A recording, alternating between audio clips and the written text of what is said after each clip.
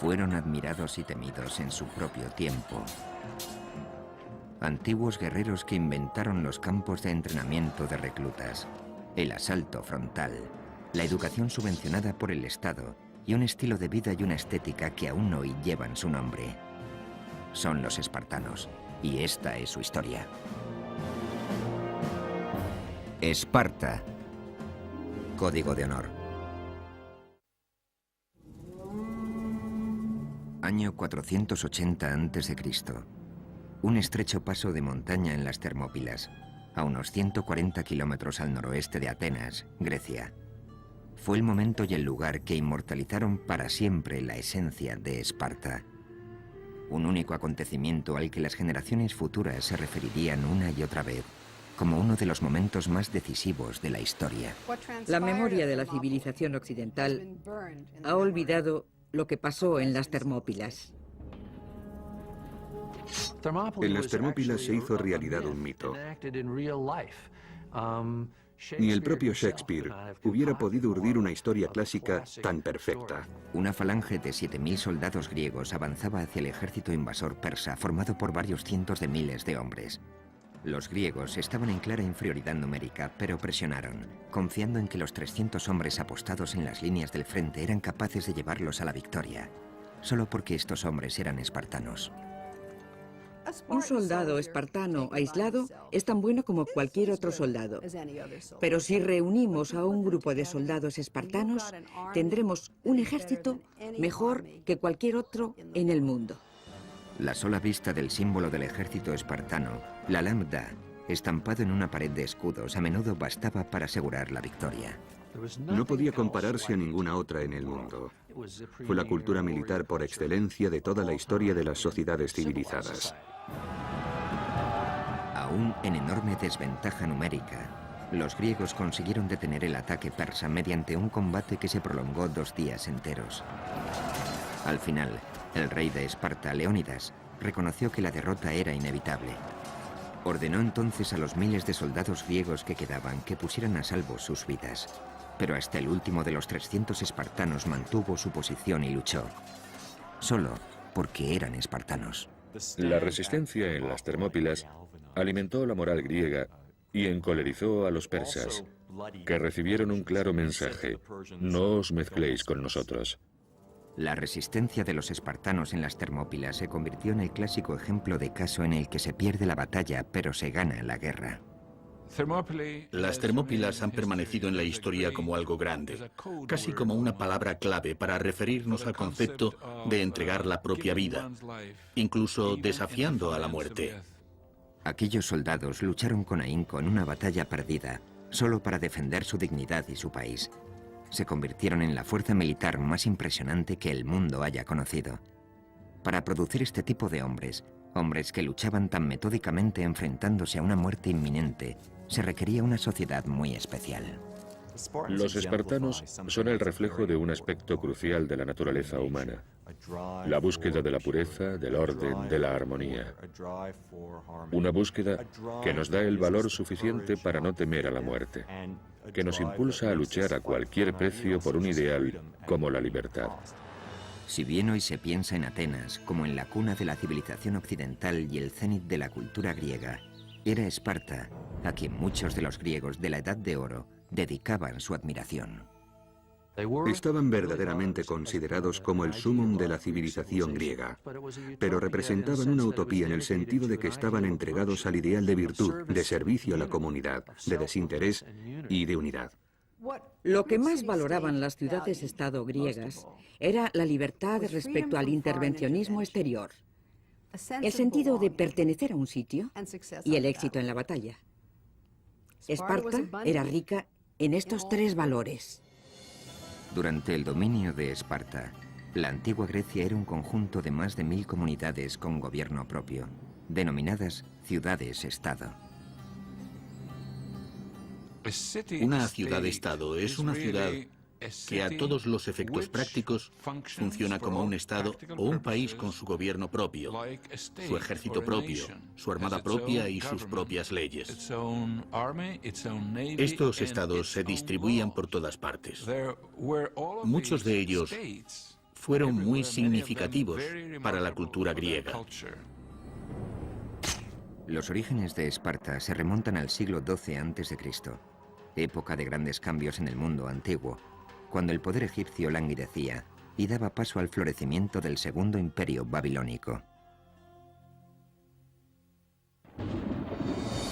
Según la leyenda griega, Esparta nació fruto de la violencia y la conquista, cuando en el 1150 a.C., los invasores del norte, que se creían descendientes de Hércules, iniciaron su avance hacia el sur para reivindicar lo que ellos consideraban tierras de sus ancestros. Cuando el rey Lacedemón tomó la península central, le puso Laconia en su propio nombre. A su capital principal la nombró Esparta, como su reina. Durante casi 400 años, hasta el 750 a.C. aproximadamente, Esparta fue el núcleo religioso, cultural y de gobierno de Laconia. Florecieron entonces la música y las artes. Son célebres los maravillosos coros de mujeres espartanas. Además, Esparta contaba con una magnífica cerámica con la que comerciaban y eran famosos por sus trabajos en bronce. Estos son ejemplos muy tempranos de arte lacónico. No se han encontrado restos de bellas artes espartanas que puedan datarse después del siglo VII a.C. Es como si el pueblo de Esparta hubiera dejado simplemente de dedicarse a ello. El abandono de este tipo de artes visuales que contemplamos por todas partes representa claramente una decisión tomada a conciencia. Fue una decisión que coincidió con el momento crucial de la historia de Esparta, el periodo conocido como las Guerras de Mesenia. Todo comenzó con una explosión demográfica que obligó a Esparta a buscar nuevas tierras y nuevos recursos alimenticios. Solucionaron el problema anexionándose un país entero, un país que era más grande que Esparta tanto en territorio como en población. Este capricho del destino determinaría el curso de la historia de Esparta para los siguientes 300 años.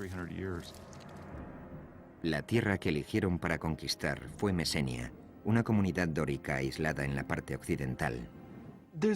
No había nada que hiciera de Esparta un caso particular y extraño hasta la conquista de Mesenia y la historia posterior. Mesenia contaba con ricas tierras de cultivo y una floreciente economía agrícola. Allí es donde crecen hoy en día los famosos olivos de Kalamata. Además, Mesenia se encontraba rodeada por abundantes reservas de hierro, el material más preciado por los griegos para el equipamiento militar. Esparta necesitaba Mesenia, pero los mesenos no se rindieron fácilmente. Se produjo una guerra larga y cruel. Los espartanos no consiguieron sofocar ni fácil ni rápidamente la resistencia de los mesenos. La dificultad inicial era simplemente topográfica. Había que atravesar el monte Taygeto, un pico de unos 2.500 metros, pero por supuesto no iban a remontarlo sino a rodearlo, lo cual supone dar más vuelta y una marcha muy larga. Estaban muy lejos de la base. El pueblo de Mesenia se encontraba en proceso de creación de su propia cultura como ciudad-estado. Resistieron, intentaron conservar su independencia, pero los espartanos acabaron derrotándolos.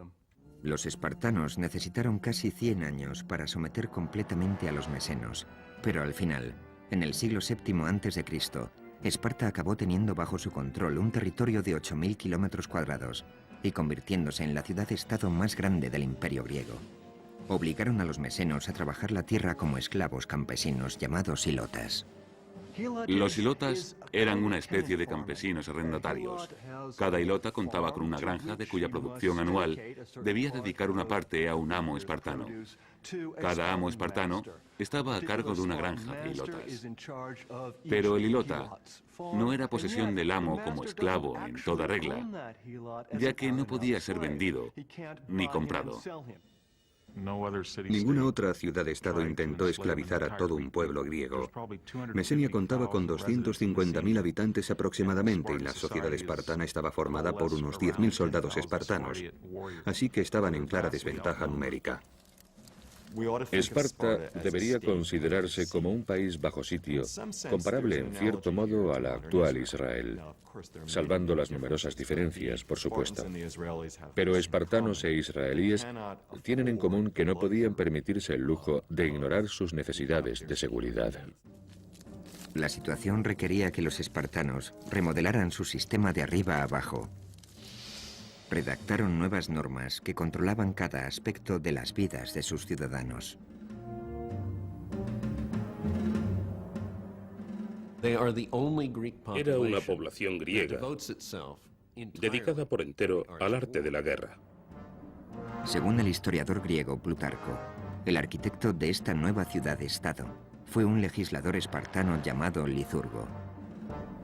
Se sabe que Licurgo viajó por todo el Mediterráneo, recogiendo lo mejor de los sistemas militares de Creta, Jonia y Egipto.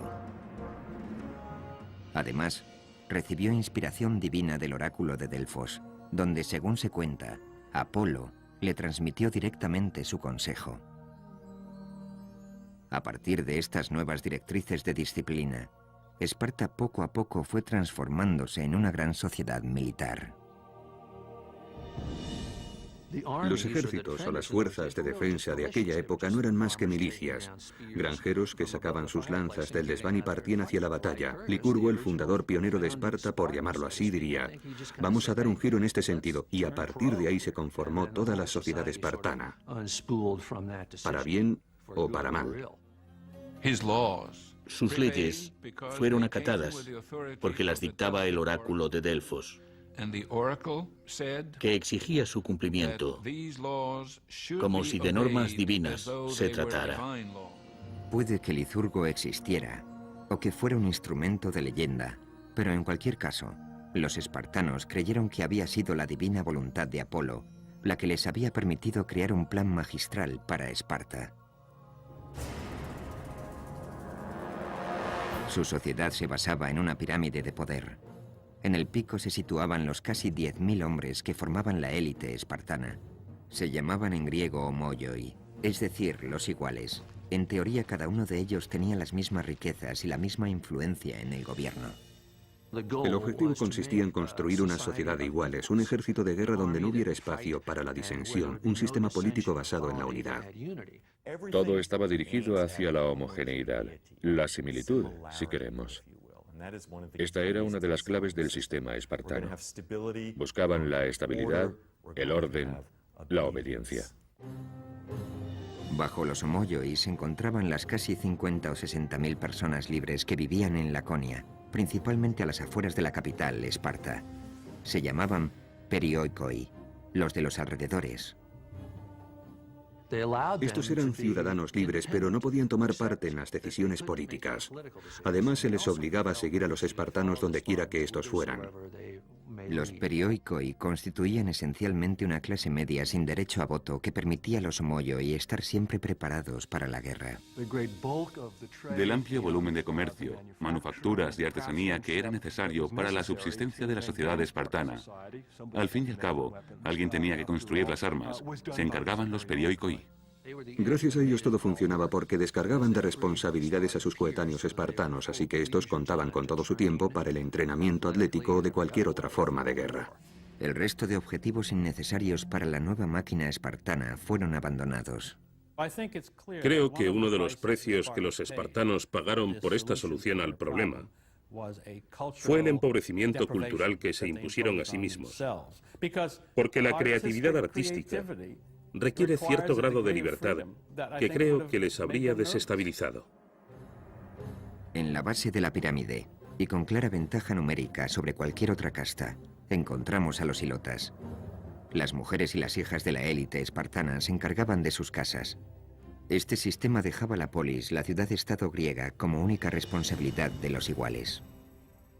Estaban dispuestos a llegar a las que luego se revelaron como medidas extremas para formar un estado que nunca antes se había visto y que supongo que no se ha vuelto a ver desde entonces. En las siguientes décadas, Esparta ideó un nuevo sistema de gobierno que controlaría a todos y cada uno de los ciudadanos, desde la cuna hasta la tumba.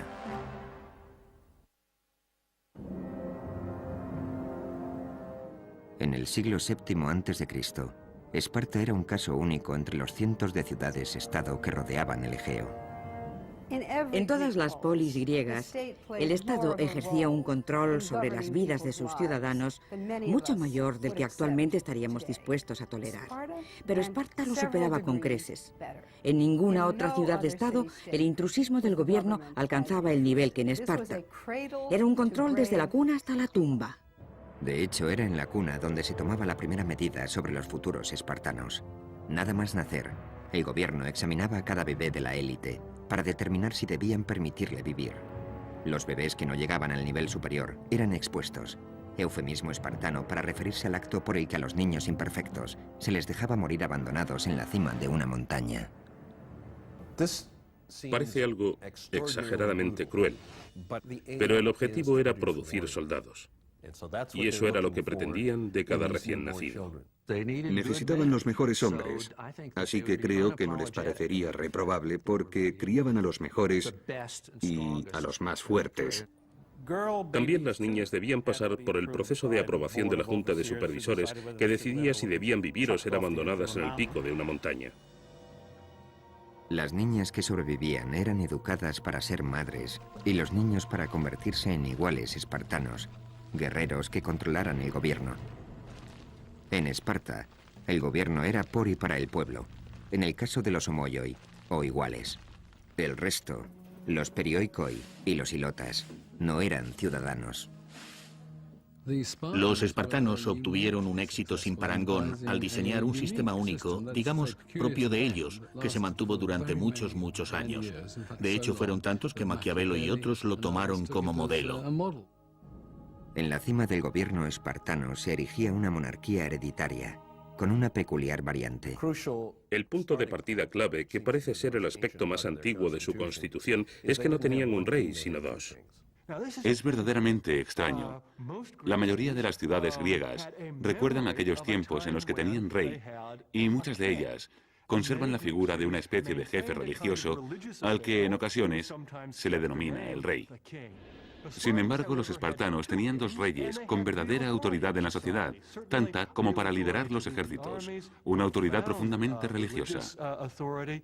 La razón que justifica esta característica es el control mutuo entre los reyes. Así se evitaba la concentración de poder en un solo hombre.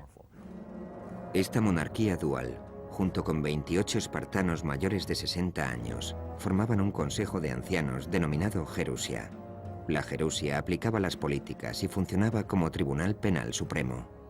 Esparta era, en cierto modo, una sociedad gerontocrática. Los gobernantes eran ancianos y había puestos disponibles solo para ellos. Una de las razones que explican esto es que si sobrevivías como para hacerte mayor en un entorno espartano, es que eras verdaderamente fuerte. Por debajo de Gerusia estaba la Asamblea de Ciudadanos, constituida al completo por iguales espartanos cuyas edades superaban siempre los 30 años. Esta era la rama menos poderosa del gobierno espartano. La asamblea espartana no realizaba funciones deliberatorias, sino que asumía las órdenes de otras personas que habían decidido cuál era el camino que debía tomar la sociedad. La asamblea se limitaba a apoyar sin rechistar las políticas propuestas por otras personas. Por encima de todo este sistema se instauró una junta de 5 hombres llamados éforos, que regían el ejército, supervisaban el sistema educativo y contaban con un significativo poder de veto sobre todos los demás, con el tiempo incluso sobre los reyes. Sin embargo, también su poder estaba sujeto a control, por un lado con la limitación de sus mandatos a 1 año, y por otro haciéndoles responsables de todos sus actos ante la asamblea.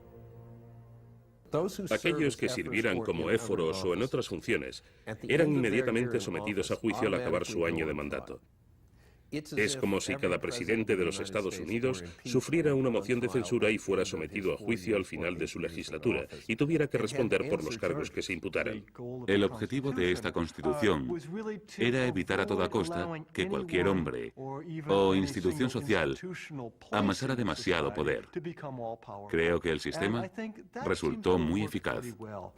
¿Cómo puedes hacer tu voluntad con tanta gente alrededor para impedírtelo? El sistema entero estaba diseñado para que nadie hiciera su voluntad. El propósito era no cambiar, detener cualquier cambio, y desde luego el método cumplió con creces su fin.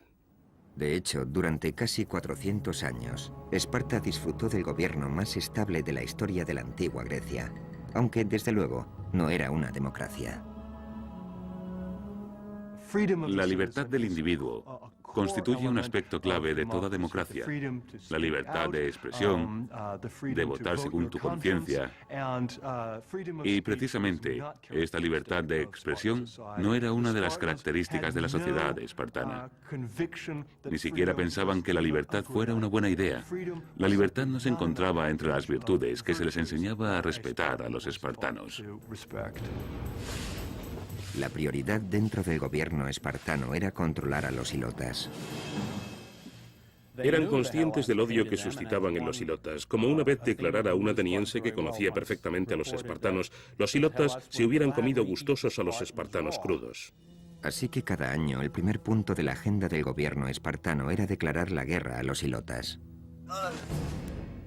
Y este era solo el modo oficial de demostrar que cualquier espartano podía matar a un ilota cuando quisiera. Tucídides narra una escalofriante historia que cuenta que los espartanos ordenaron que todo ilota que considerara haber prestado un gran servicio a Esparta en la guerra debía presentarse ante el gobierno para ser liberado. Se presentaron entonces unos 2000 hombres, a quienes los espartanos invistieron con coronas que simbolizaban su libertad. Pero tras conducirlos hacia el templo, nunca más se supo de ellos. Además de permanecer en guerra constante y formal contra los ilotas, otro de los objetivos prioritarios del gobierno era legislar sobre todos los aspectos de la vida en Laconia. Hacían todos los días lo mismo.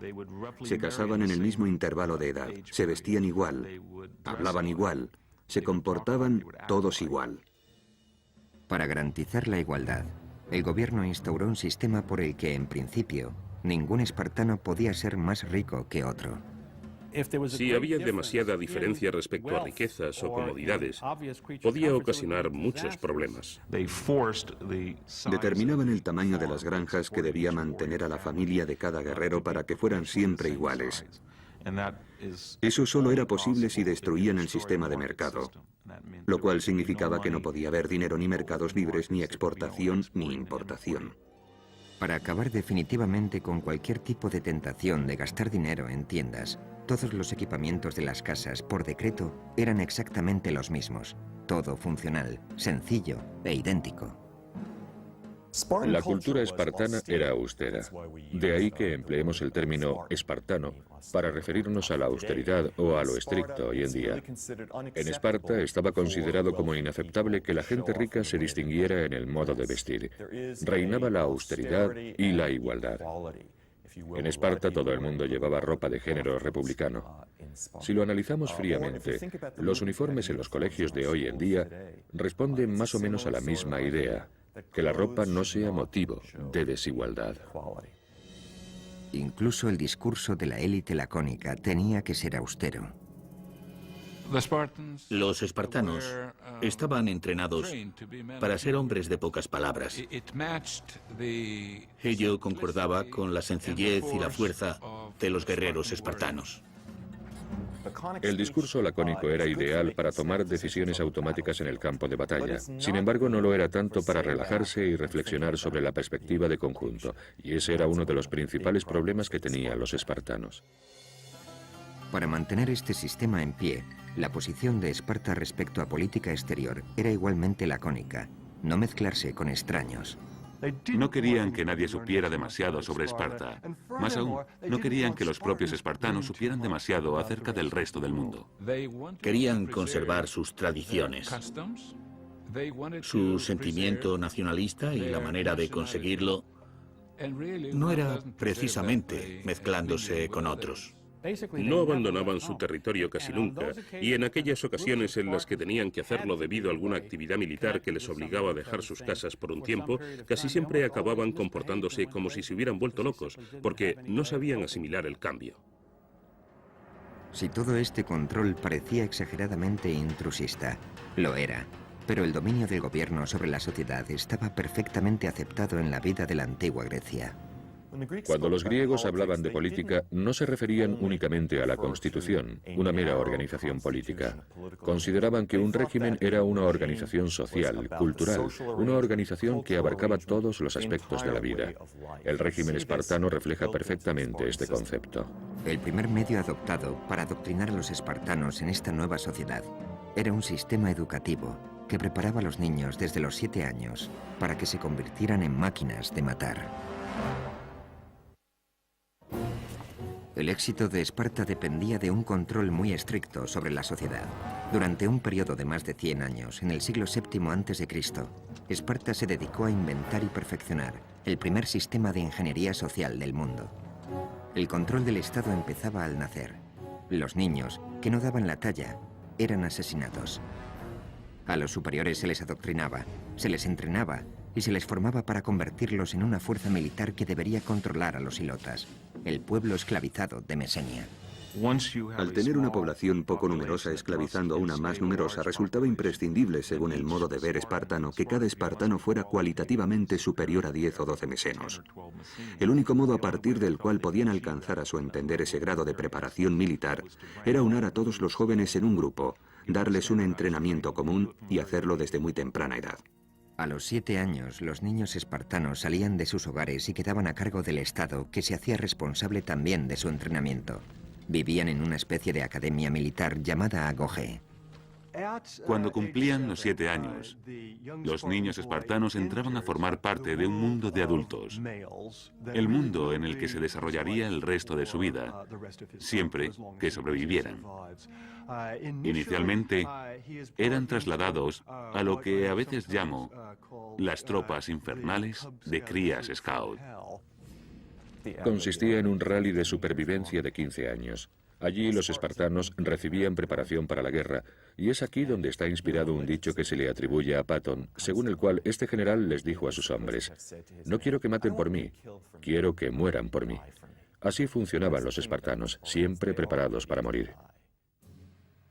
En los primeros 5 años de un niño en la Agogé, es decir, desde los 7 hasta los 12, un formador jefe del gobierno llamado pedónomo se encargaba de su instrucción en cultura general y educación física. La disciplina y los castigos, en cambio, los impartían los chicos mayores. Es como si cuando entráramos al instituto, los alumnos más mayores fueran responsables de los del primer curso. Creo que, en este sentido, este sistema explota la potencial crueldad que los chavales empleamos unos con otros para tratar de enseñar a los niños espartanos, desde el primer momento, que debían obedecer absolutamente todas las órdenes que recibieran de un superior. Es una perspectiva sobrecogedora. Desde el primer día en la Agogé, la principal lección era preparar a los niños para la dura vida que les esperaba. El sistema de entrenamiento espartano estaba claramente enfocado a poner a prueba a los más débiles y a seleccionar a los más fuertes. Durante toda su vida, un soldado espartano debía preocuparse por la vigilancia que sobre él ejercían sus compañeros. Estaban constantemente pendientes de detectar los síntomas de debilidad, de comprobar si estaba realmente preparado. El lema que siempre estaba presente era: ¿eres capaz? ¿Eres lo suficientemente fuerte como para convertirte en espartano? Un sistema basado en el cariño estricto que daba más importancia a lo primero que a lo segundo. Las niñas espartanas también recibían entrenamiento, pero en casa. Desde pequeñas, se les enseñaba a ser fuertes, a estar en forma física a todos los niveles y a ser, en cierta medida, autosuficientes. Como el sentido de su vida no era otro que producir hijos que defendieran a la comunidad, comían bien, participaban en competiciones atléticas, etc. En cierto modo eran criaturas que recibían una atención privilegiada. A los 12 años, los niños espartanos entraban en el segundo nivel de entrenamiento en la Agogé, y las condiciones eran aún más insufribles. A cada niño se le otorgaba un solo manto como vestimenta. Era lo único que se les permitía llevar durante todo un año. Además, se les obligaba a ir descalzos, todo por hacerles fuertes tanto física como mentalmente. Cualquiera que haya estado en invierno en Laconia sabe que la sola idea de tener que ir descalzos y con un manto como único abrigo podría matar a cualquier norteamericano actual en cuestión de minutos.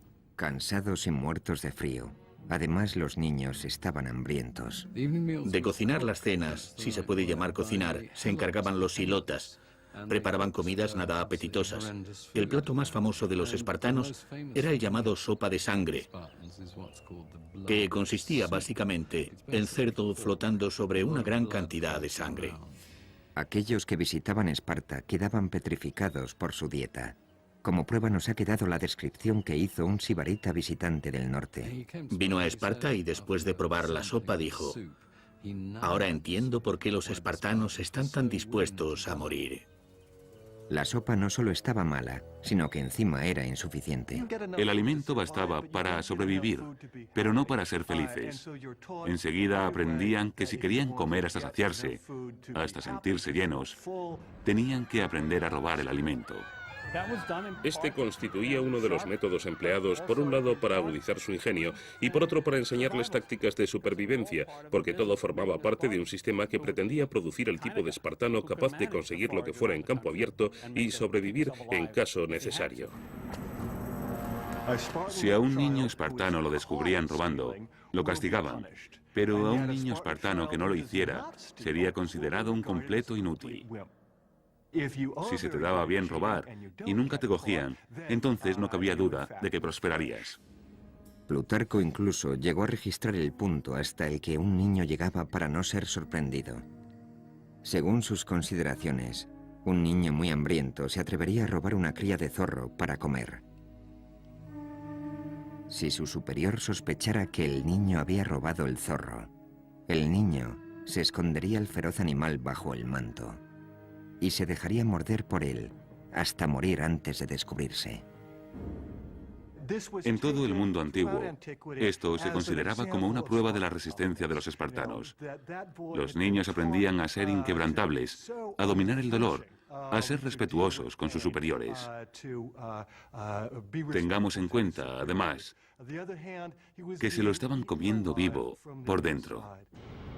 Endurecer y reforzar a los adolescentes espartanos se consideraba necesario debido a los tipos de batallas que un día tendrían que librar. La falange es tan fuerte como el más débil de sus componentes. Por tanto, la clave consistía en asegurarse de que todo el mundo tiene más o menos la misma fuerza y que los más débiles quedan sencillamente eliminados. De los espartanos se decía que eran el único país para el que las cosas parecían ponerse más fáciles cuando iban a la guerra. La vida en Lago G era un continuo proceso de selección. A los niños se les exigía que pasaran una prueba tras otra, de fuerza, de flexibilidad, de resistencia y de astucia. Los fallos se castigaban muy duramente. En el festival anual que se celebraba en el templo de Artemisa Ortia, los espartanos se reunían para ver una prueba que podríamos llamar agarrar el queso. Los jóvenes de Esparta se dividían en dos grupos. Uno intentaba robar el queso que se apilaba sobre el altar y otro, armado con látigos, intentaba impedírselo. En esta especie de melee, en ocasiones incluso se producía alguna muerte. Muchas cosas por las que los jóvenes espartanos estaban obligados a pasar parecen presagios de los aspectos más crueles de las novatadas que se hacen en nuestros días. De hecho, había muchos niños espartanos que cuando las pruebas finalizaban no las habían podido pasar y habían perecido. Es una competición constante en la que todo el mundo está sometido a juicio, clasificado, y de la que salen ganadores que reciben varios honores y disfrutan de ciertas ventajas. Así que ahí tenemos a los espartanos, entrenados para ser iguales a los demás, para sacrificar todo por el bien común y a la vez para ser superiores a la generalidad. Para aconsejarles en su camino durante el entrenamiento, a cada chico espartano se le ordenaba tomar un mentor, un hombre mayor cuya relación con el niño se prolongaría de por vida. El mentor asumía la responsabilidad de supervisar al niño que estuviera a su cargo, de asegurarse de que el entrenamiento era el adecuado y de comprobar que tanto sus modales como el carácter del niño recibían la atención necesaria. En la actualidad, los expertos se encuentran debatiendo acerca de si la intimidad de esa amistad incluía o no relaciones sexuales. En muchas situaciones en las que las mujeres quedan excluidas de participación, ya sea en el ejército o en cualquier otro campo,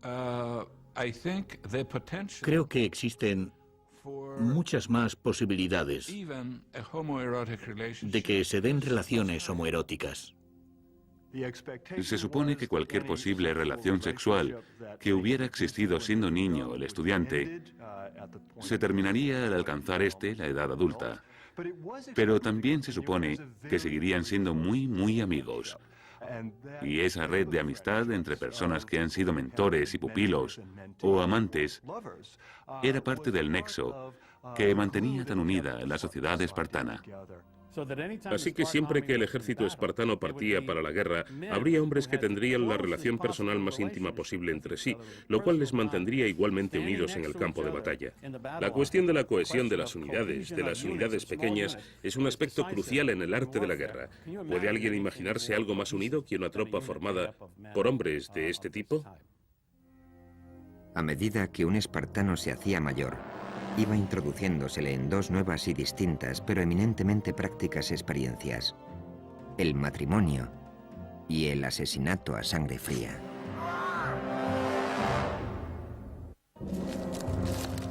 El legado de Esparta no es solo la creación del concepto de disciplina militar, sino su perfeccionamiento a través de una estructura social y un programa de entrenamiento que empezaba a los 7 años. A los 20, la mayoría de los jóvenes espartanos obtenían la licenciatura en un sistema e ingresaban en otro, uno que formaría parte de sus vidas hasta que murieran. Pero antes de licenciarse, los espartanos debían pasar una última prueba de fuego. Los estudiantes que más prometían eran seleccionados para unirse a la Criptia, una fuerza de seguridad secreta dedicada a liquidar a los ilotas por la razón que fuera. Los miembros de la Criptia vivían fuera de Esparta. Sobrevivían por sus propios medios y se servían del cobijo que les proporcionaba la noche para cortar gargantas. La criptia podría considerarse como una readaptación de un ritual humano. Todos sabemos de la existencia de multitud de sociedades que exigen la superación de un reto excepcional para demostrar que se es un hombre. Simplemente que la versión espartana implicaba matar al enemigo. La criptia era el método que tenían los espartanos para seleccionar a sus mejores y más brillantes guerreros, con el fin de que hicieran la vida completamente imposible al pueblo sobre el que se apoyaba toda la sociedad espartana.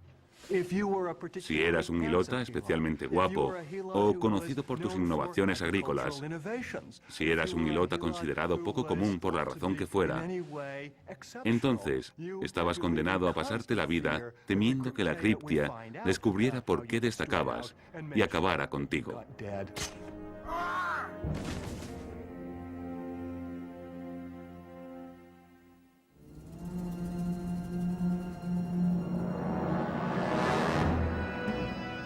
Tras su paso por la Criptia, los jóvenes espartanos se unían a pequeños regimientos de 15 miembros cada uno. Estas unidades recibían el nombre de Susitia y serían el hogar de los espartanos para la mayor parte de sus vidas. Así que este era un momento verdaderamente clave. Tenían que ser aceptados en un régimen, y cada cosa que hubieran hecho hasta ese momento iba destinada a ello.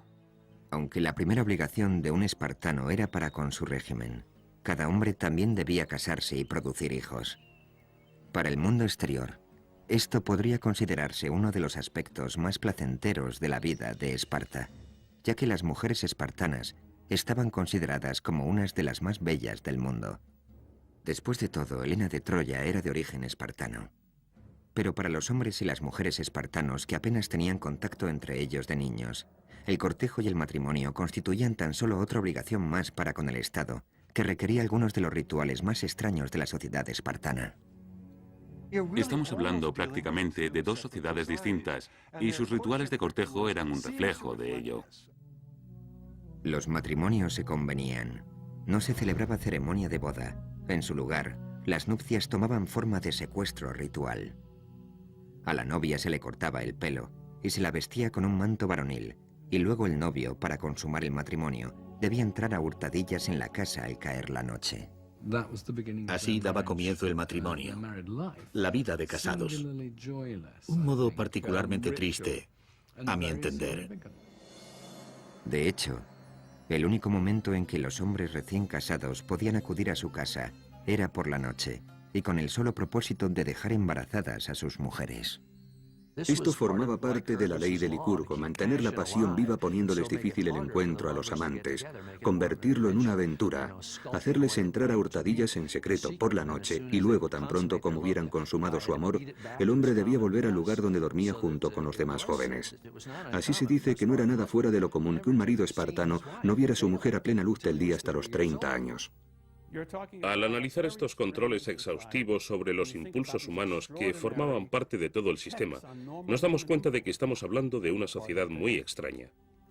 Según la ciudad-estado, el fin del matrimonio era tener hijos, preferiblemente varones.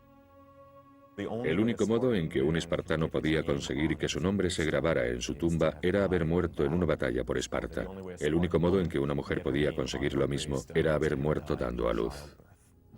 La reproducción resultaba tan importante que los espartanos recorrían distancias inimaginables para asegurarse de que sus mujeres tenían el mayor número posible de niños saludables. También se producían curiosidades muy extrañas, por cierto, como que los hombres propusieran a chicos jóvenes a quienes ellos consideraban mejor dotados para que tuvieran relaciones con sus mujeres pensando que así esa descendencia sería mejor que ellos mismos. En este tipo de tendencia eugenésica, la idea de contar con un espartano puro y de que éste debía continuar la línea genética de espartanos constituía el centro de todas las preocupaciones. Todos estos controles sobre el matrimonio y la familia estaban destinados a evitar que los hombres se distrajeran de su auténtico propósito: la instrucción y el entrenamiento, la hostigación a los ilotas y la conservación de la propia superioridad espartana. Si los espartanos pensaban en lo más profundo de su corazón que eran puramente hombres de virtud, o si en su interior se decían, ojalá pudiera pasar de vez en cuando un fin de semana en Atenas para divertirme por fin, no lo sabremos nunca.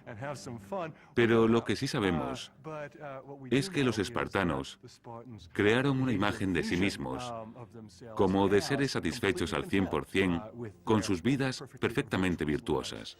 La gran ironía, sin embargo, fue que aunque contaban con el ejército mejor entrenado del mundo, los espartanos no lo empleaban para enfrentarse a otros ejércitos. Era una máquina militar magnífica, pero la actitud de los espartanos parecía ser la de no arriesgarla, no usarla. Contemplémosla. Pulamos los escudos y no los usemos a menos que sea estrictamente necesario. Fue un sistema que funcionó extraordinariamente bien en Esparta durante 2 siglos. Luego, por razones que no están del todo claras, Esparta empezó a mirar más allá de sus propias fronteras con el fin de conquistar nuevos pueblos. Quizá la máquina de guerra sufría el peligro de quedarse obsoleta por el desuso. Quizá simplemente anhelaban participar en una guerra de verdad. Los espartanos pensaban que sus dos grandes enemigos, los argivos y los tegeos, iban a ser muy fáciles de derrotar. Además, estaban preparados para expandirse, como lo estaban para anexionar más territorios a su sistema. Al mismo tiempo, en el horizonte, empezaba a perfilarse la verdadera amenaza contra la supremacía espartana. Una nación de más de 1 millón de soldados cuyo único pensamiento era conquistar Grecia, los persas. A principios del siglo V, empezarán primero con la conquista de la parte griega de Jonia en Asia Menor y luego volverán su mirada hacia el gran continente. Así se explicará el curso de la historia de Grecia durante los 2 siglos siguientes. Durante las generaciones venideras, todo el mundo griego sentiría la amenaza persa. La manera en que Esparta y Atenas reaccionaron a dicha amenaza dividiría y uniría el mundo griego.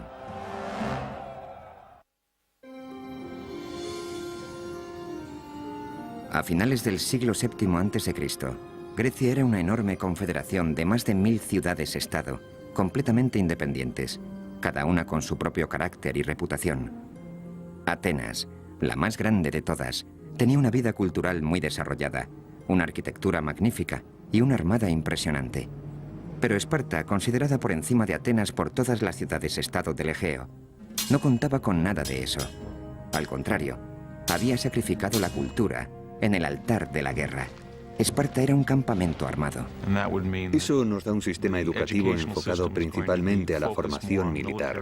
Fue entonces cuando se creó un cuerpo de policía secreta y cuando se produjo la desconexión temporal con el resto de Grecia. Esparta no conquistará colonias ni construirá ninguna flota. Su única obsesión será el control de Mesenia. Desde finales del siglo VII a.C., Esparta tenía sometida a Mesenia, un país cuya población superaba la de Esparta en una proporción de 10:1. Dicho sometimiento se llevaba a cabo a través de un tipo de esclavitud llamado hilotismo, acompañado por una campaña de terror ejercida por soldados específicamente entrenados. Esparta fue el primer país que desarrolló lo que se daría en llamar disciplina militar occidental. Los conceptos modernos acerca de la instrucción, las marchas, rangos, filas y técnica del asalto por falanges fueron todos inventados por los espartanos. En este caótico mundo de las guerras hoplitas, los espartanos aprendieron que había que mantener la calma y estar unidos. Así se evitaban los espacios entre ellos, aumentaba la cohesión de las filas y se derrotaba al enemigo. Entre todas las falanges, la espartana era la más elegante, la más capacitada para realizar cambios en el campo de batalla en caso necesario. Asimismo, los espartanos rediseñaron de arriba a abajo el armamento de guerra. El instrumento clave era el oplón, de 91,5 centímetros de diámetro, un escudo que portaba cada uno de los soldados. De ahí el término hoplita para describir al soldado espartano y a todos los que después adoptaron sus métodos. Los soldados, además, iban armados con lanzas de 2 metros de largo, una segunda espada, un pesado casco con 2 pequeñas aberturas para poder ver y una armadura de bronce. Con lo que el ensamblaje completo o panoplia podía llegar a pesar casi 32 kilos. En este punto puede parecer ridículo que en pleno verano hombres que no medían más de unos 70 y pesaban entre los 55 y los 59 kilos pudieran cargar con la mitad de su peso. ¿Cómo lo conseguían? A través de un sistema de rituales que determinaba una batalla entera mediante un choque de media hora entre ciudades-estado vecinas. Por lo que se cuenta, los espartanos dominaban este arte de guerra mejor que nadie. Las batallas se decidían mediante tácticas rápidas, definitivas y mortales, basadas en el trabajo en equipo y en la agilidad. Pero durante casi más de 100 años, este arte de guerra fue más una teoría que una realidad. Sin embargo, a partir del siglo VI a.C., los espartanos dejaron de conformarse con haber conquistado y sometido a los mesenos. Volvieron entonces la vista al norte, a la ciudad-estado de Tegea, para expandir su territorio en esa dirección. Sin embargo, Esparta era una de las ciudades-estado con sentido religioso más profundo de Grecia, y no podía actuar sin el consentimiento previo de los dioses. Una delegación fue enviada a Delfos con el fin de obtener la bendición de Apolo, del que creían hablaba a través de una sacerdotisa o Pitia. El oráculo griego era parte horóscopo, parte galleta china del porvenir, parte conjeturas y parte sobornos. A menudo la gente escuchaba lo que quería escuchar. El peregrinaje a Delfos parecía más una visita al mago de Oz que una consulta a un futurólogo o a un lector de manos. Alrededor del año 560 a.C., los espartanos invadieron Tegea. Aquella victoria significó algo más que tan solo ganar una guerra. A partir de entonces, Tegea, en lugar de en enemiga, se convirtió en aliada. Y probablemente en una de las primeras de una serie de alianzas que se expandieron por la mayor parte del Peloponeso e incluso más allá de él. A finales del siglo VI a.C., la intimidante máquina espartana había convencido a numerosas ciudades-estado del Peloponeso para que se unieran a ella. Esta poderosa alianza se conoció como la Liga del Peloponeso, y Esparta fue su líder. El objetivo consistía en crear una fuerza que hiciera frente a Atenas, no tanto para tomar la potente ciudad-estado como para evitar tener que luchar contra ella. Es algo lógico. Si cuentas con una superioridad militar absoluta y con la reputación como potencia militar absoluta, puedes evitar los enfrentamientos. Esta era la política espartana. Trataban de evitar los conflictos a toda costa porque eran conscientes de que siempre que se luchaba, existía el riesgo de perder. Pero la inminente amenaza proveniente desde el este obligaría a Esparta a salir de su mundo de aislamiento. Persia, gobernada por Darío I, comandaba el imperio más grande que el mundo antiguo hubiera conocido hasta el momento. Entre sus conquistas se contaban muchas ciudades-estado griegas, incluidas las de Jonia. Sin embargo, después de varias décadas de opresión política y fiscal persa, los jonios iniciaron la rebelión. En el año 499 a.C., enviaron una delegación para que se reuniera con el rey de Esparta, Cleómenes, quien se negó a atender a los jonios, decisión que desencadenó una serie de acontecimientos que cambiaron el curso de la historia. Pero no todos los griegos compartían la claridad de visión de Cleómenes. Los ateneos fueron persuadidos por los jonios para que enviaran apoyo a los revolucionarios. A pesar de la ayuda de Atenas, el poderoso imperio de Darío I derrotó a los jonios. Y los persas no perdonarían nunca el apoyo de Atenas a los rebeldes. Tras haber aplastado el levantamiento, los persas empezaron a pensar en serio acerca de aquellos advenedizos del oeste que habían osado entrometerse en lo que para Persia era, a todos los efectos, un asunto interno. Entretanto, Cleómenes se embarcaba en una cruel campaña de anexión de las ciudades-estado vecinas con el objetivo de reforzar y expandir la Liga del Peloponeso. La acusación más atroz formulada contra él fue la de haber llevado durante el ataque a Argos a unos 6.000 hoplitas argivos, según sus propias palabras, a un bosque sagrado y después ordenar a los hilotas, no olvidemos que los hilotas no eran espartanos, que prendieran fuego al bosque. Con lo que esos 6.000 argivos murieron torturados. Cuando Cleómenes volvió a Esparta fue juzgado por estos hechos. Los cargos eran muy graves y ni el rey estaba exento de responder ante la ley espartana. Cleómenes se enfrentaba a la posibilidad del exilio. Lo que resultaba inaceptable era que se tratara de otra ciudad griega, de un bosque sagrado, porque el engaño equivalía en este caso a prácticamente un sacrilegio. Sin embargo, sobrevivió. Vivió para luchar otro día más, pero sus circunstancias no dejaron de ser sospechosas. En un intento de evitar su propio exilio, Cleómenes tenía que eliminar las fuerzas que se oponían a él dentro del gobierno. Eso significaba acabar con la competencia, es decir, con el otro rey de Esparta, de Marato. Para conseguirlo, Cleómenes sobornó al oráculo de Delfos para que declarara ilegítimo al rey de Marato. Este fue inmediatamente depuesto y condenado al exilio. Pero la trama de Cleómenes no tardaría en descubrirse, con lo que él también acabó exiliado. Cuando Cleómenes regresó, con el tiempo, sufrió una horrible muerte que él mismo se infligió. La versión más extrema de los acontecimientos cuenta que se suicidó descuartizándose a sí mismo desde los pies hasta llegar a los órganos vitales.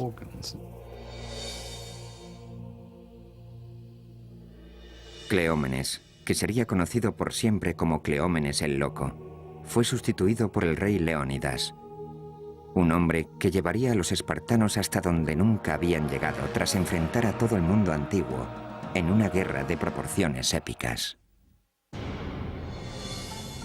A principios del siglo V a.C., una línea dividía las ciudades-estado griegas en dos grupos muy distanciados, las que apoyaban a Esparta y las de la órbita de Atenas. Mientras Esparta trataba de mantener su política de evitar a toda costa la guerra, Atenas empezaba a prepararse para la posibilidad de un enfrentamiento con los persas.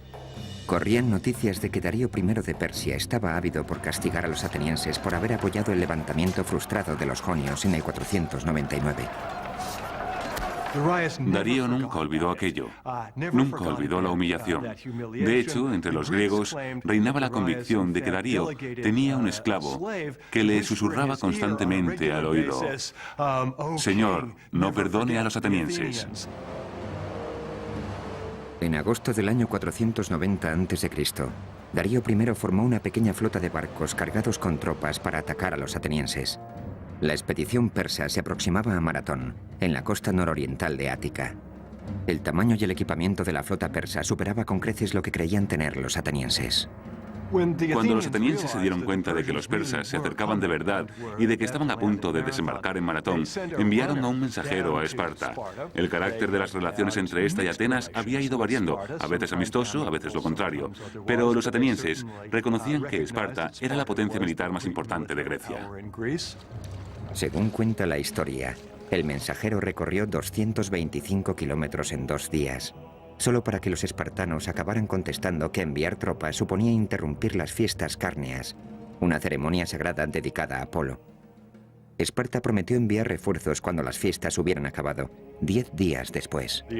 Los atenienses tuvieron que hacer uso de todas sus fuerzas. Enviaron todos los hombres disponibles, unos 9.000 efectivos de infantería armados al completo, que se cuadraron ante las tropas persas, seguramente 2 o 3 veces más numerosas que ellos, en la llanura de Maratón. Durante varios días, atenienses y espartanos se vigilaron desde la distancia al calor del sol de agosto. Al final, cuando empezaron a avistarse los refuerzos espartanos, el general Miltíades ordenó un ataque sorpresa sobre el enemigo. El ejército persa quedó hecho jirones. Los equipados hoplitas atenienses demostraron ser más de lo que los hombres de infantería persas, solo ligeramente armados, podían asimilar. La masacre fue irremediable. A todo esto, los atenienses habían enviado otro mensajero de nuevo a Atenas para anunciar su victoria. Tras la heroica victoria conseguida por los atenienses, llegó por fin una tropa de refuerzo de 2.000 hoplitas espartanos, pero no había quedado nadie contra quien luchar. Cuando el ejército espartano llegó a Maratón, los atenienses les mostraron satisfechos los cadáveres de los persas a quienes habían abatido con toda facilidad. Eso fue algo que los espartanos recordarían siempre. Mientras tanto, los persas empezaron a tramar su venganza. En el año 486 a.C., Darío I eligió a su hijo, Jerjes, para que lo sucediera. Jerjes planeó minuciosamente una nueva y mucho más elaborada invasión de Grecia. Un plan que tardaría años en poner en práctica. Hacia el año 481 o 480 se hizo obvio que Jerjes llevaba unos 4 años movilizando a una enorme fuerza, quizá de unos 250.000 hombres de la flota y del ejército de tierra, para incurrir en Grecia bien preparados. Ante esto, los espartanos, los atenienses y otro pequeño contingente de ciudades-estado se reunieron para programar un contraataque. Debatieron ampliamente la estrategia, antes de acabar nombrando al almirante espartano Euribíades para comandar tanto las fuerzas de tierra como las navales.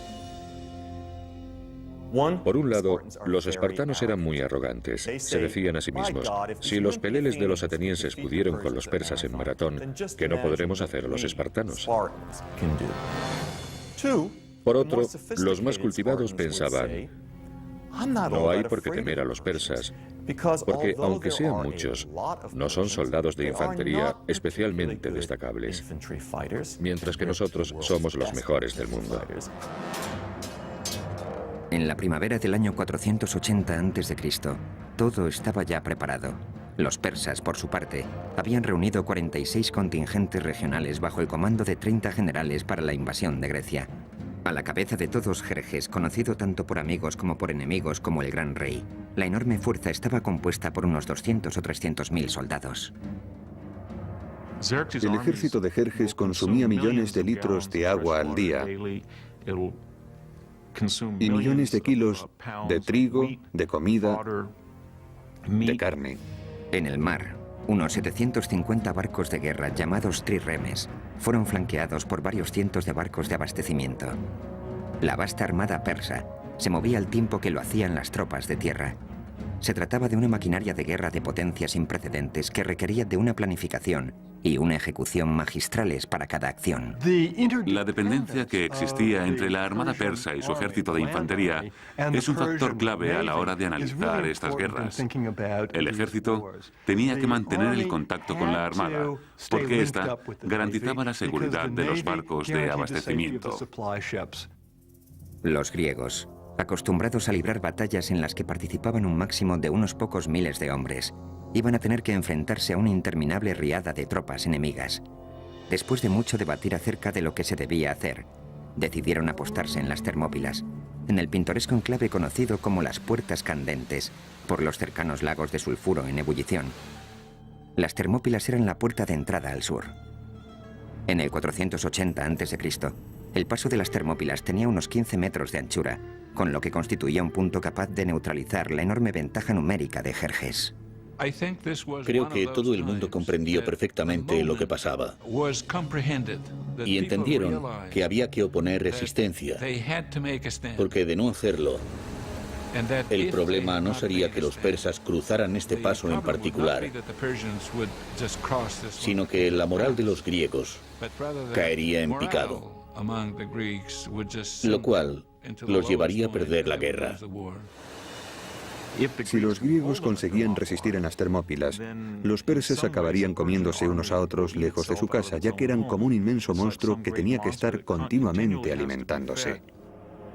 Los espartanos estaban al mando del rey Leónidas, un experto gracias a las muchas campañas que se habían llevado a cabo durante sus 11 años de reinado. Pero para ganar esta guerra se vería obligado a hacer el mayor sacrificio de todos. El oráculo de Delfos había pronosticado que el rey de Persia conquistaría Esparta, a menos que el rey de Esparta muriera. Leónidas era perfectamente consciente de este augurio, así como de que si los griegos oponían una contundente resistencia a los persas tras las Termópilas, se iba a producir un momento glorioso, algo que conmocionaría a todo el mundo. En un inmenso alarde de valor, Leónidas seleccionó a los hombres para la que seguro sería una misión suicida. Cuando Leónidas partió hacia las Termópilas, se llevó consigo una guardia real de 300 hombres.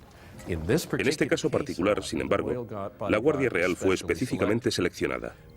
No solo se eligió a los hombres en función de sus méritos, sino teniendo en cuenta que cada uno de ellos dejara un hijo como descendencia. Creo que los espartanos sabían, así como Leónidas, que iban a la guerra a morir, y en realidad eso era para lo que habían sido entrenados durante toda su vida. Creo que asumieron el valor psicológico que esa hazaña tendría para el resto de los griegos que vinieran después. Creo que estaban representando una especie de obra que sirviera de inspiración al resto de Grecia. Para los espartanos, morir por su país era la forma más honrosa de hacerlo.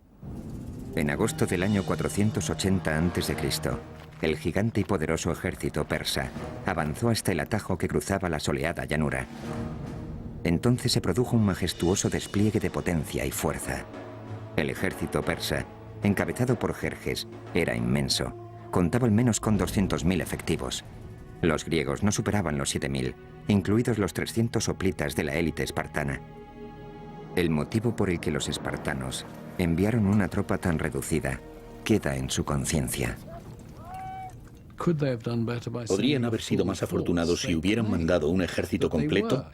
Alegaron que esas hubieran sido sus intenciones, pero que un festejo religioso les impidió enviar más que una tropa de avanzadilla. Algunos cínicos afirman que los espartanos nunca pretendieron enviar una fuerza completa, porque sabían que iban a perder.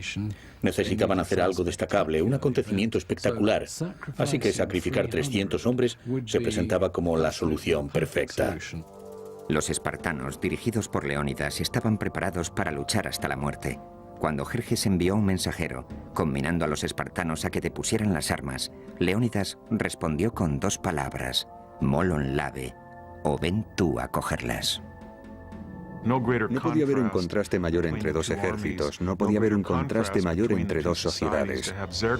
Por un lado Jerjes en su trono, con secretarios tomando notas, y por otro Leónidas, al frente de sus hombres. La misión del rey Leónidas era crucial: retener a los persas el tiempo suficiente como para que los generales griegos consiguieran formar sus tropas en el istmo de Corinto. Necesitaban tiempo para montar un contraataque a gran escala. Si al pesado ejército persa se le permitía pasar libremente hacia el sur, la zona central de Grecia caería seguida, sin lugar a dudas, por el Peloponeso. La idea de los griegos en las Termópilas era brillante: forzar un parón y crear problemas logísticos a esta especie de inquebrantable ejército.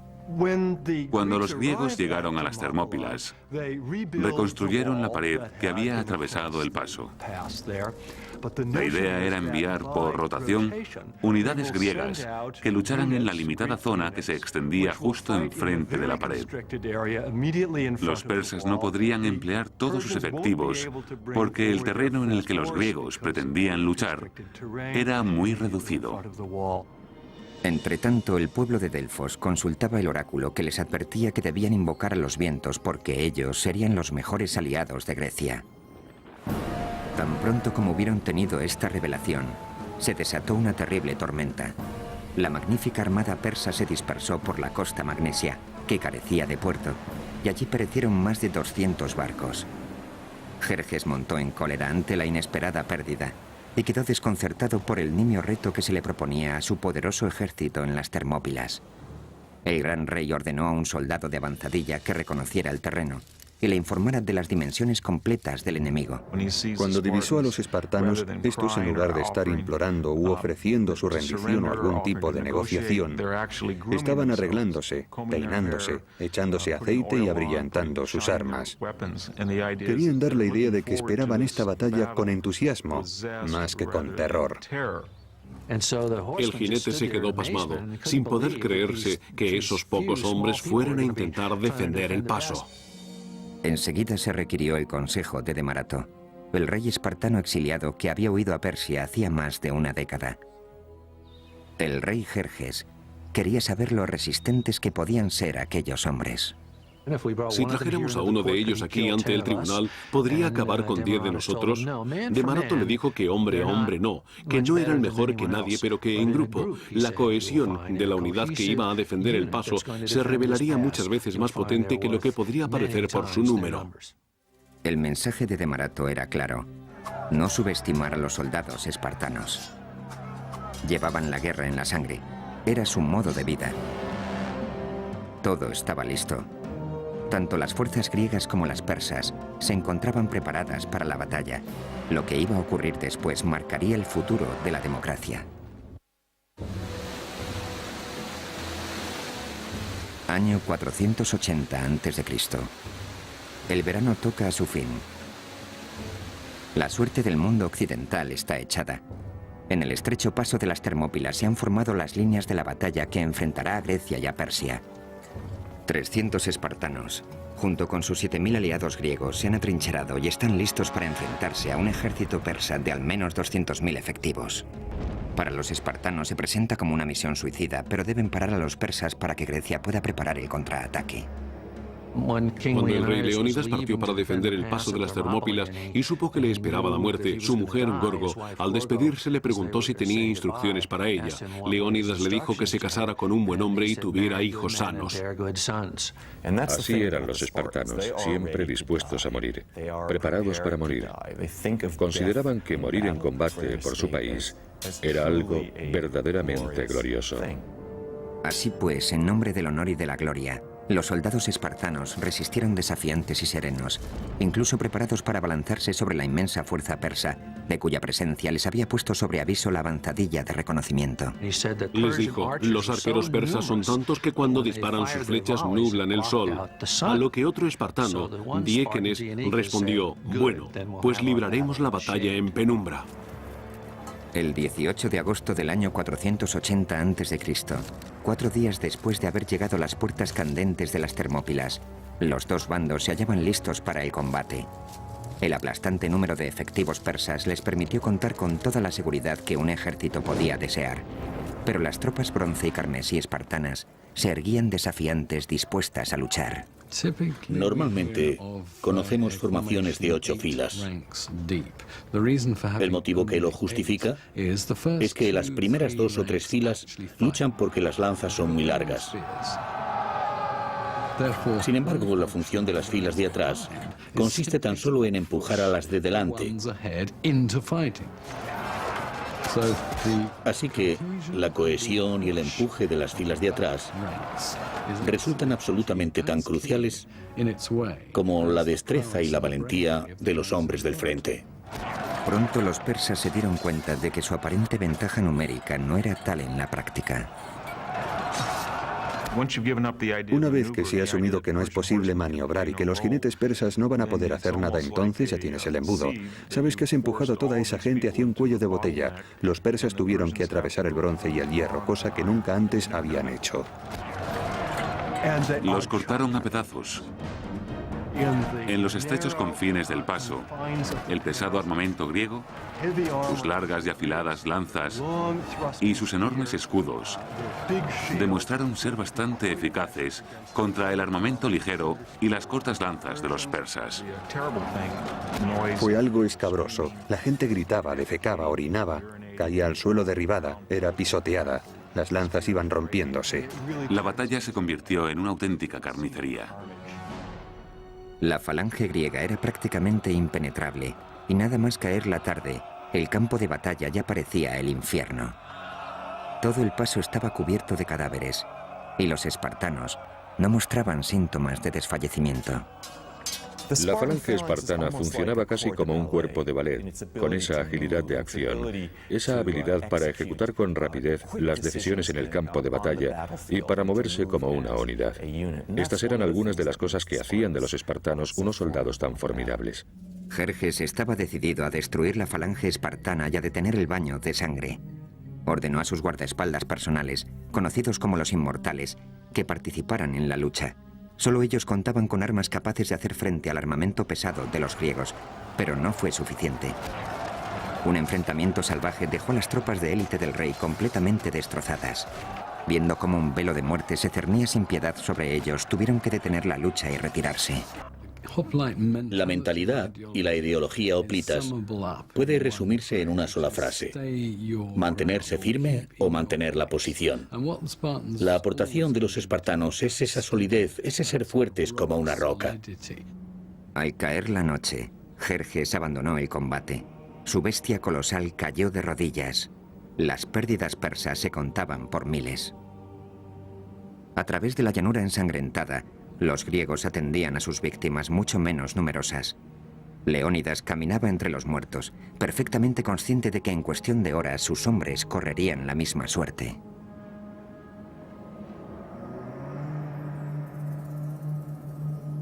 La mañana amaneció fría y clara el 19 de agosto del 480 a.C. El rey Jerjes de Persia, tambaleándose todavía por el escalofriante número de bajas el primer día en las Termópilas, lanzó su segundo asalto sobre los griegos.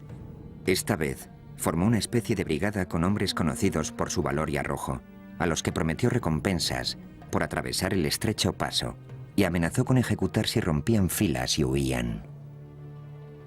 El rey persa recurrió a esas tácticas de bulldozer. Creyó que si seguía enviando hombres, al final conseguiría romper las filas griegas. Pero una vez más, la impresionante fuerza persa no fue suficiente para derrotar a los griegos ni al cuerpo de élite espartano. La batalla proseguía a través de un sangriento segundo día y acabó convirtiéndose en otra masacre a gran escala.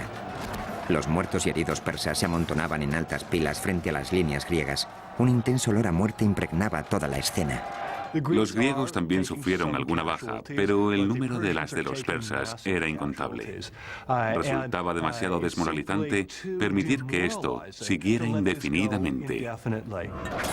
Desde su dorado trono en lo alto de la montaña, Jerjes observaba cómo sus mejores tropas sufrían salvajes pérdidas. Al rey no le quedó otra opción que recurrir a otro desafortunado ataque. Después de todo, el rey persa podía permitirse 50 bajas por cada una de las de los griegos, sin acusarlo gravemente.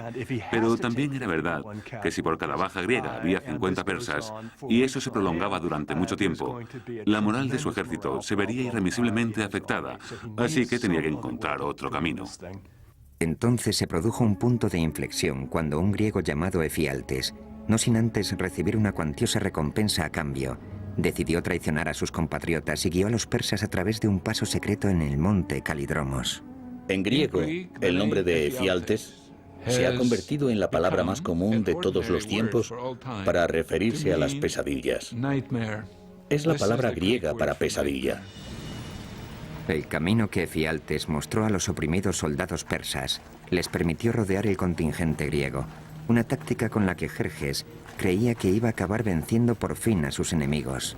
Los inmortales persas ascendieron a hurtadillas por la noche, y al amanecer, el sonido de sus pisadas sobre las hojas secas anunció su llegada al otro lado. Las puertas candentes se habían convertido en una trampa mortal para los espartanos, con abruptos acantilados y el océano a un lado, las montañas a otro, y los soldados persas concentrados frente a ellos y ahora también detrás. En este punto, Leónidas analizó la situación. Era el comandante en jefe de la zona de combate, así que ordenó la retirada al conjunto de griegos en las Termópilas. Los espartanos se quedarían con él. Hasta el último de ellos permaneció en su posición. Después de girar las tornas en el paso, llegó el tercer día, uno de los más memorables de la historia griega. Cansados y heridos, los dignos soldados espartanos hicieron uso por última vez de su pesado armamento. Mientras se preparaban para morir, el rey Leónidas pronunció sus últimas palabras. Desayunen copiosamente, señores, porque esta noche cenaremos todos en el infierno. En ningún momento se planteó rendirse, sino que luchó hasta que no quedó ni un solo hombre. Cuando el sol asomó entre las colinas, los espartanos y los pocos aliados que quedaban estaban siendo atacados por todos lados. No por ello dejaron de luchar con valor, lanzándose con fiera desesperación hacia el sangriento campo de batalla. Entonces el rey Leónidas fue herido de muerte, y los espartanos pelearon salvajemente para hacerse con el cadáver, y consiguieron sacarlo de allí. Al final, la noche del 20 de agosto del 480 a.C., los espartanos realizaron su último y desesperado intento de resistencia. Según se cuenta, sus armas estaban destrozadas, así que se deshicieron de ellas. Sus escudos resquebrajados, sus armaduras deshechas, se sirvieron entonces de sus dientes, de sus manos. Se enfrentaron a puñetazos a los miles de persas que consiguieron rodearlos en una colina, y no queriendo desperdiciar más efectivos, enterraron a los griegos en un mar de flechas.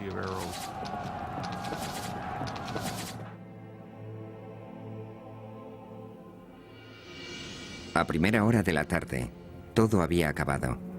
Los 300 espartanos yacían muertos junto con varios cientos de aliados. Pero las pérdidas persas eran escalofriantes. Se calcula que de unos 20.000 hombres.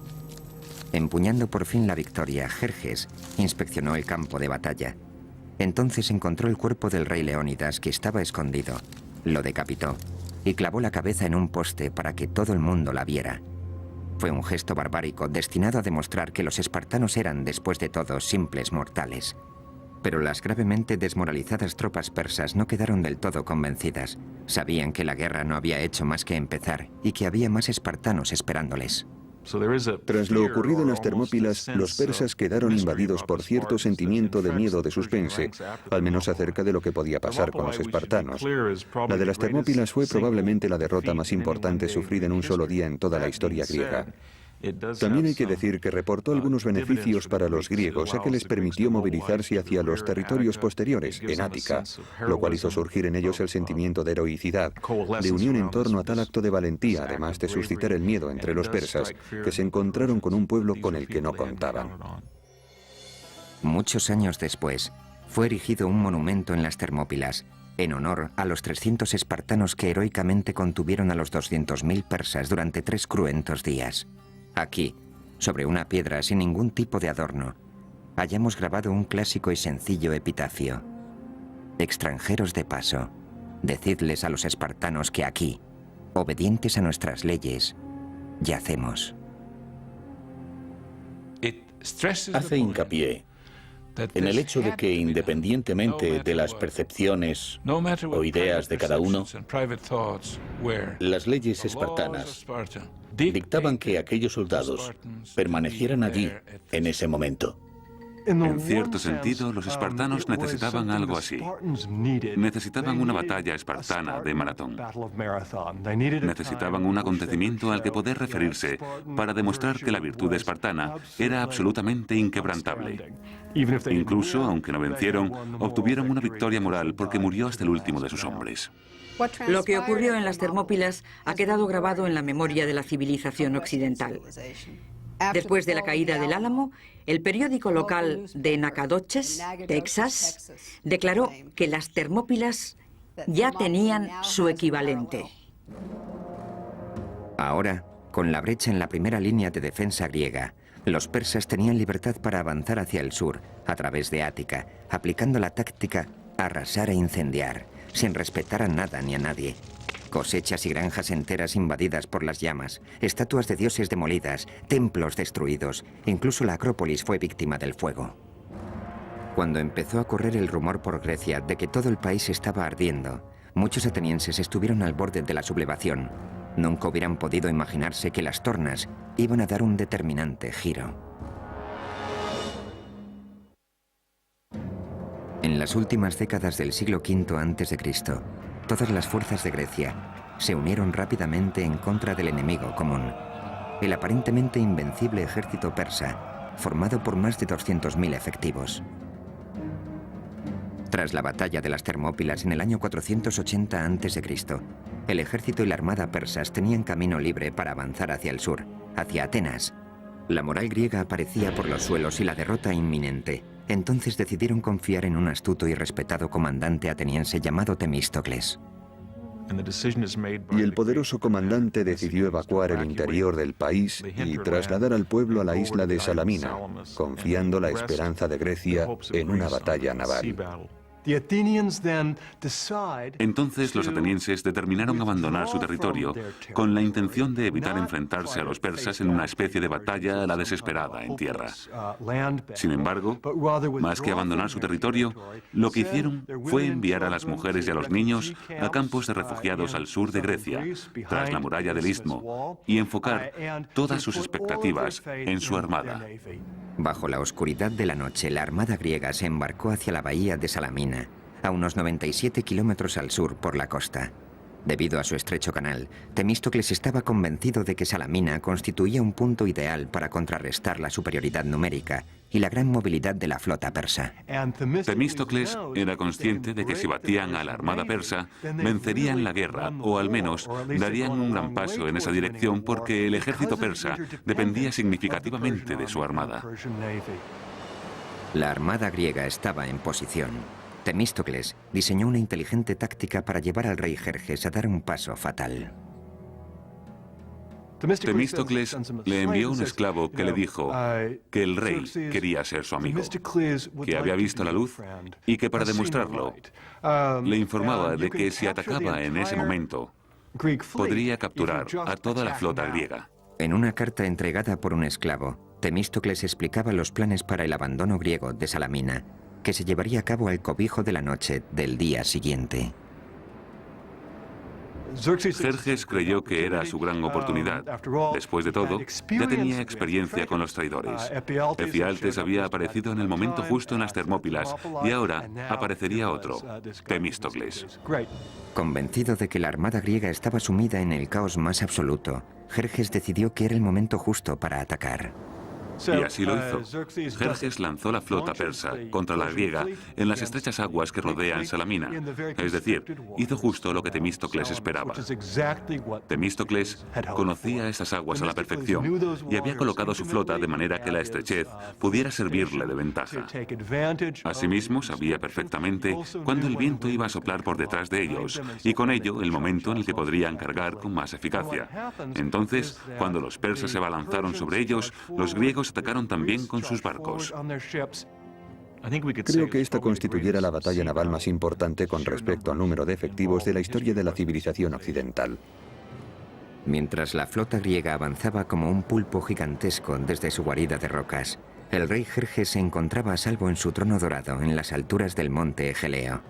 Para cuando se quiso dar cuenta de que su poderosa vanguardia estaba atrapada, tenían la soga echada al cuello. La ventaja numérica de los persas, 400 trirremes frente a los 300 griegos, quedó neutralizada por los reducidos estrechos. Todo el contingente quedó atrapado rápidamente en una especie de tapón. Los barcos persas fueron privados de su capacidad de maniobra. Una vez que consiguieron convertir la batalla en una embestida y hacer algunas incursiones, la flota persa, que ahora perecía ahogada, se convirtió en su mejor aliada. Los barcos griegos enviaron marinos, hoplitas, que saltaban de barco en barco, dejando tras ellos una estela de sangre. Probablemente el índice de bajas de esta sea el más grande que se haya producido en una única batalla naval en toda la historia. El número de persas que se ahogaron en la costa de Ática ascendería hasta los 60.000. Fue un desastre sin precedentes para los persas y una victoria rotunda para los griegos. Los cadáveres y los restos de los barcos no dejaban ver el agua. Los persas perdieron unos 200 barcos, mientras que los griegos solo unos 40. Jerjes estaba encolerizado y humillado. Como resultado de la batalla de Salamina, Jerjes y todo su ejército tuvieron que salir de Grecia. Era imposible dejar a su ejército en Grecia a menos que pudiera garantizar su reabastecimiento. Con la pérdida del control en el mar, la pérdida de dominio sobre el agua, resultaba muy arriesgado. Así que tuvo que evacuar al grueso de su ejército. Pero el primo de Jerjes, el general Mardonio, fue designado personalmente para dirigir la guerra en Grecia. Con una fuerza de primera formada por 30.000 hombres, Mardonio se trasladó hacia el norte, hacia Tesalia, donde contaban con suministros suficientes para que sus hombres sobrevivieran al invierno. Entretanto, volvía a surgir el recelo entre Atenas y Esparta. Los atenienses, que sufrieron el mayor número de bajas en las batallas navales, esperaban un quid pro quo por parte de los famosos soldados hoplitas espartanos y querían que lanzaran un asalto en tierra contra los persas. Mardonio supo de las profundas desavenencias que separaban a su enemigo e intentó aprovecharse de ellas. Uno de los vasallos de Jerjes, un rey macedonio, fue enviado a informar a atenienses y espartanos de que si se iban sin más, Jerjes los trataría con dignidad. Los atenienses, creyendo que así obligarían a Esparta a movilizar su máquina militar al completo, consideraron el trato. Los atenienses dejaron que a Esparta llegara la velada amenaza de que si no venían para defender Ática, si no se movían hacia Beocia, ellos se rendirían. O peor, los atenienses insinuaron lo impensable, una alianza con Persia. En este punto, los impasibles y escurridizos embajadores espartanos decidieron que el juego de ajedrez político debía terminar. Los griegos se unirían para librar la batalla definitiva contra Persia, cerca de la ciudad de Platea. Tenían que ir todos en la misma dirección. Fue entonces cuando el liderazgo espartano saltó a primer plano. Los espartanos estaban ahora bajo las órdenes no de un rey, sino de un regente, Pausanias. En el verano del 479 a.C., las fuerzas persas habían visto su número reducido en más de 50.000 efectivos. Hacia el sur, Esparta movilizó a 5.000 de sus mejores soldados y Atenas contribuyó con una tropa adicional de unos 8.000. Entonces, los espartanos armaron a 35.000 hilotas mesenos, ofreciéndoles la libertad a cambio de su arrojo en el campo de batalla. Pausanias parecía tener una capacidad nata para organizar. Tenía mucha visión militar y algo quizá más importante, un sentido único para mantener unido de manera diplomática a este inmenso ejército en conflicto interno constante que era la fuerza griega. Seguramente nadie más que un espartano podría haber conseguido sacar todo adelante en tales circunstancias. Durante 11 días, los comandantes rivales se mantuvieron en sus respectivas posiciones sobre la llanura de Platea. Mardonio y la caballería persa, al norte, Pausanias y la infantería griega, al sur. Finalmente, en los albores del día siguiente, los persas rompieron aquella quietud lanzando un contundente ataque. La caballería persa tenía capacidad para infligir verdaderos daños iniciales sobre las fuerzas griegas. Los griegos se vieron obligados a volver a desplegar sus tropas. Aunque los 5.000 hoplitas espartanos solo suponían el 10% de la fuerza aliada, su disciplina, su resistente armadura y sus afiladas lanzas hacían que su presencia fuera abrumadora. Creo que una vez que los persas decidieron atacar a la infantería sobre la llanura de Platea, no había más que Mardonio o lo que el más alto mando persa pudiera hacer, porque al final iba a ser una cuestión de hombres con barras de mimbre y lino intentando cargar contra filas de lanzas. Y no había ejército en el mundo capaz de hacerlo a excepción del espartano.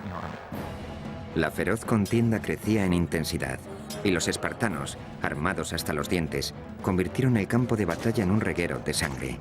Los persas fueron descuartizados como ganado. Los espartanos constituyeron la clave del éxito griego en la batalla de Platea. Fue una batalla hóplita, y los espartanos contaban con el ejército hóplita más potente de Grecia. Lucharon con todas sus fuerzas. Si Salamina representa la victoria por excelencia de los atenienses, una victoria en el mar, Platea es la victoria por excelencia de los espartanos, la victoria en tierra. Todo acabó cuando el general persa Mardonio murió. Los hombres de su guardia personal huyeron para salvar la vida, mientras que los pocos soldados persas que quedaron fueron esparcidos a los 4 vientos. Las pérdidas griegas fueron mínimas, alrededor de los 1000 hombres. Sin embargo, las tropas persas, que una vez alcanzaron los 50.000 efectivos, sufrieron una derrota definitiva. Como fuerza de combate, dejaron de suponer una amenaza, terminando así para siempre con el sueño del rey Jerjes de conquistar Occidente.